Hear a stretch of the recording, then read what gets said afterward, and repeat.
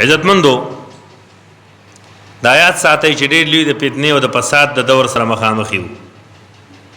او په دې دور کې د ایمان ساتل ډېر ګران شوي دي ګوره ډېر زیات ګران دي ما چې دا کوم حدیث لوستی دی د دې حدیث راوي د الله د پیغمبر یو مشهور صحابي دی ابو هريره رضی الله تعالی عنه ده فرمایي چې د الله پیغمبرو فرمایل چې زما امتیانو د الله بندگانو بادروا بالاعمال په عملونو کې جلتی کوا دا مو وایي چې سبب د تهجد منځو کما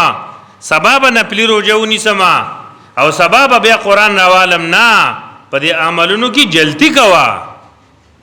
د جلتی وجه صدا وجه دا چې داسې فتنو سبتا سو مخامخي کا قطع الليل المظلم لکه د شپې تک تور تیار چی نو په تیار کې بنده صحیح ني چرته پکې تلې شي داسې لوی لوی فتنې به او دا ایمان تل بدومره آسان شوي چې یصبح الرجل مؤمنا ويمسي کافرا یو مؤمن بد سار نه مؤمني خو مازیګر به کافر شوی استغفر الله او دومره خطرناک وخت وي چې ويمسي مؤمنا ويصبح کافرا یو مؤمن با د شپې مسلمانی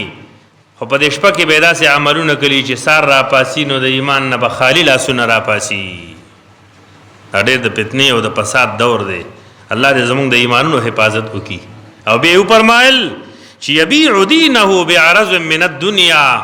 خلق ته به د دنیا مال غوره او د ایمان څخه خیال به نه ساتي او د دنیا د یو څو پیسو ټکو د پاره به خپل ایمان پرېږدي تاسو یې نه کنه څوک قادیانیان شو چې پیسې میلاوي زیان شو او څوک شیعاګان شو په د خپل خواوشا کې وګوره